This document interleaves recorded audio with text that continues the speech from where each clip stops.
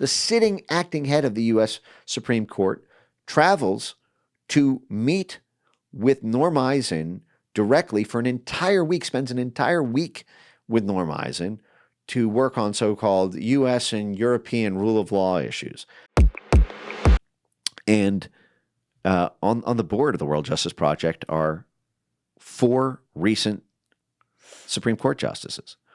Oh my God! It's I mean, Chief Justice John Roberts, current Chief Justice John Roberts, traveled to the Czech Republic when Norm Eisen, who's the legal hatchet man, who's been behind it he's the top blob lawyer for all things Trump lawfare, wrote the book Trying Trump and Prosecuting Trump, and he was behind the impeachment trials.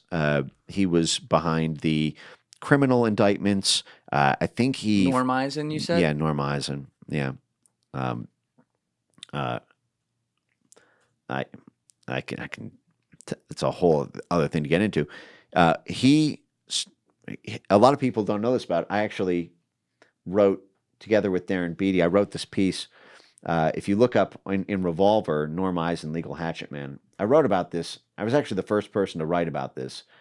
This is 5 years ago. Yeah. Well, yeah. So, but it's in revolver.news. But if you just type in Revolver News, Norm Eisen, Legal Hatchet Man is 2 words. But I can tell you about it. The link is there in Revolver if you want to search for it. But no worries. The first one, the case for locking up. Yeah, meet Norm Eisen, that one. Okay. Yeah. So this is a piece that I put out in Revolver together with this is Darren Beattie's outlet in 5 years ago, and this became a major news story. This was covered on Fox and everywhere. All right, scroll down. If I have a paragraph here that's got a bunch. If you scroll, I think it's right below this picture. You'll see. Here you go. So I mean, just as so he drafted 10 articles of impeachment a month before Trump even called the Ukraine president. Remember, Trump was impeached over Ukraine. Oh yeah, when he was like something about Burisma or something like that. Yeah. This was already, so before that even happened, this guy had already written 10 articles of impeachment for it. He was the Senate brought him in as special counsel to help litigate this. He runs Crew and a bunch of these other lawfare shops in order to do this. But you'll see right below here, he wrote this whole playbook on how to overthrow governments using street mobs. This is a sample street mob here. Oh yeah, look, his name's right at the top. Yep, and this is he does this as an annual report. Actually, it's published out of Brookings. Brookings. I love how they market this. This is beautiful marketing right here. Yeah. Instead of overthrowing a government, you put it in nice like aqua blue text, and you say the democracy playbook. Preventing and reversing democratic backsliding. Who can disagree with that? I can't disagree with that. Right. But you got to fit in the box, right? You got to fit it in the threat to democracy box. But Norm Eisen, a lot of people don't know this about him. They think of him as a corrupt lawyer. And they have no idea he slithered out of the blob just like all of them. He was the U.S. ambassador to the Czech Republic. He was the head of the State Department for the Czech Republic. And the thing he said he was most proud of was his work on so-called rule of law in the Czech Republic. And this is another one of these blob catchphrases that everyone should be able to pierce right through. That rule of law means legal bullshit. It means legal tricks and legal bullshit to take out your political opposition. So what Norm Eisen was doing was running these rule of law programs to get rid of the U.S. State Department, the Barack Obama State Department's political enemies in the Czech Republic. This is something that the State Department and USAID have been doing for 40 years now, paying groups like the American Bar Association, who accredits our law schools and gets special access through the Justice Department for vetting all judicial employees. They are a CIA task force to descend on the courts, the prosecutors, to lean on them about how they should rule in cases, what laws they should pass, what laws they should prevent. If Parliament passes, they should rule as being anti-constitutional. The same thing that's happening right now in our country. as all these executive actions are being blocked by our courts, this is exactly what our blob structure does through its rule of law programs. But I bring this up to say that John Roberts, while he was Chief Justice of the Supreme Court, traveled in 2013, I think it was, 2012, 2013, twice to Norm Eisen's 150-room mansion in the Czech Republic. 150 rooms. Yes. Now this is the State Department's. What is this fucking Buckingham? 150 rooms? Yeah. I've never even heard of that. Publicly reported. You can look up Norm Eisen Palace, 150 rooms. But the head of the Supreme Court, the sitting acting head of the U.S. Supreme Court, travels to meet with Norm Eisen directly for an entire week, spends an entire week with Norm Eisen to work on so-called U.S. and European rule of law issues. I mean, what they're doing is they're developing constitutional predicates to get rid of the State Department's political enemies. And like I said, they all recycle straight into this machine.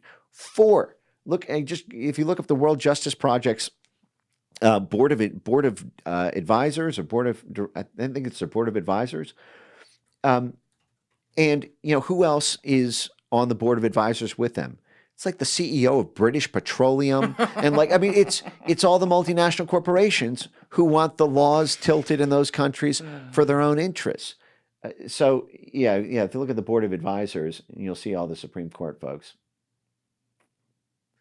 And what the World Justice Project does is, with our taxpayer money, State Department and USAID money. Yeah, if you scroll down, just board of advisors.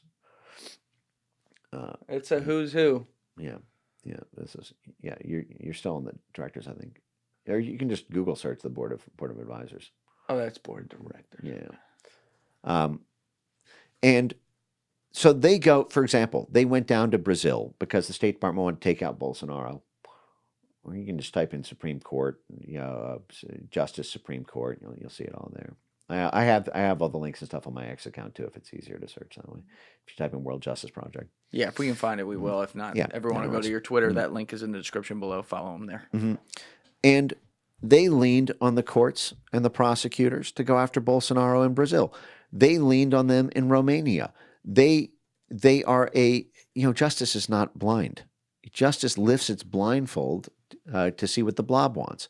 And this is how people move up in the U.S. court system and, to become judges. And this is how you have U.S. statecraft leaning on foreign countries about who their judges and prosecutors should be. If you remember, Joe Biden personally traveled to Ukraine while Hunter Biden's on the board of Burisma and it's being investigated by Viktor Shokin, their top prosecutor. And he threatens them with withholding $1 billion USAID grant if they don't fire their prosecutor and replace it with someone who would not investigate Burisma, who would not investigate the corruption. It was a USAID grant that they threatened them with. And lo and behold, son of a bee, as he said, they did it. They fired the prosecutor. So, but what the meta point that I'm driving at is there's corruption in Washington because there's corruption in how we make our bread in the first place. Imagine an America that did not have an ExxonMobil, did not have a Walmart, did not have a Pizza Hut, did not have, you don't want to be that country. That's right. And it's dirty work. And this is where it's tough because people get so animated when they see the corruption that I talk about that they want pitchforks, and I try to say, listen, okay, it's good that you're animated, but you have to channel it productively, because, and then people will say, you're being you want to keep the corruption. You're controlled opposition. You're telling us about all this corruption. You're saying you want to keep it. I'm saying no. I want what's politically achievable, and you need to tailor this, or else you're going to run into the same fucking problem we're now running into. I said minute one when USAID was announced, and I made a video on this, and I said, it's all going to come down to the annual budget fight, though. It's all going to come down to the annual budget fight, though. And now people see, oh my God, they're not codifying the Doge cuts. How could they do this? And I said, yeah. Anyone who's thought this through could see this coming. This is you have to understand the totality of the system, and you need to be able to talk about it in a level way, good, bad, and ugly, warts and all. You have to be able to simultaneously understand and hate and want to chop out the corruption, but understand the role that corruption plays. Because, for example, you hate China too. You want to win the war with China, not the Chinese people or whatever. You hate the communist Chinese government, whatever you want to say on that. Okay. We just overthrew the government of Syria. We funded their narco networks. We pumped them full of drug money. We pumped them full of USAID money. We secretly funded them in the largest CIA operation known to man, Operation Timber Sycamore. You had Jake Sullivan telling Hillary Clinton, per the WikiLeaks email, that Al-Qaeda is on our side in Syria. They are our force. You had an ISIS group that Turkey was mad at, that the U.S. military got them to change their name to the Syrian Democratic Forces so that they would no longer be seen as ISIS. I have this video on my X account too, which is hilarious if you want to watch that. The Syrian Democratic Forces for the Caliphate of... But wait, pause right there. Okay. So this is the World Justice Department Board of Advisors. We were trying to pull up, Madeleine Albright. That was the Secretary of State for Bill Clinton. Yep. James Baker, Secretary of State for Bush. Ruth Bader Ginsburg. Stephen Breyer. You have, let's see here. James Baker? Yeah, Anthony Kennedy. Oh, my God. These are the highest Supreme Court folks on our Supreme Court. And this is a CIA operation. Okay? This is USAID. If the CIA did this and did not acknowledge it was doing it because it was as a covert action rather than as a semi-public, democracy promotion program, a country would say, oh my God, you're influencing our courts, you're influencing our judges. You're paying, the World Justice Project is literally paying the Ukrainian Ministry of Justice to implement laws for economic reforms and criminal justice prosecutions. We're literally paying for them to prosecute our enemies. We're giving them USAID money so that they have more court capacity to arrest the people the State Department wants taken out. And this is 4 Supreme Court justices on this. There's only 9 Supreme Court justices. Right. But the point that I'm getting at here is okay, with Syria. And if you look up Syrian Democratic Forces on my X page, you'll see this. Or if you look up maybe the phrase rebrand or rebranding, or just look at Syria until you see this video. It's just very funny. But so here you go. Is this it? Yeah. Let me get some volume on this. Thief. Here we go. All right, now you got it. Go for it. Sometimes it's of necessity. Who's available?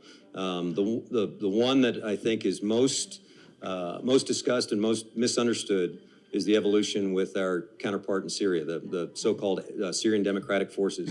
Now, interestingly, they came about that name because at one point in time, and I dealt with them directly. I was in on the formative stage of the relationship with these guys.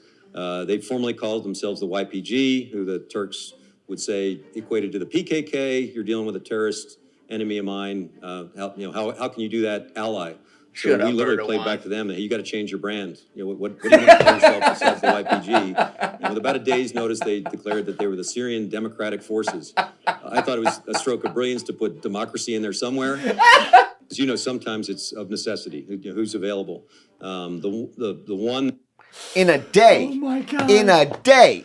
1 day later, get out terrorism free card. Put democracy in your name. Democracy. Right. Thank you guys for checking out this clip. If you haven't already subscribed, please subscribe and hit the like button on this video. It is a huge, huge help. And if you'd like to check out this clip's full podcast episode, that link is in the description below or right here. And finally, you can follow me on Instagram and X by using the links in my description below.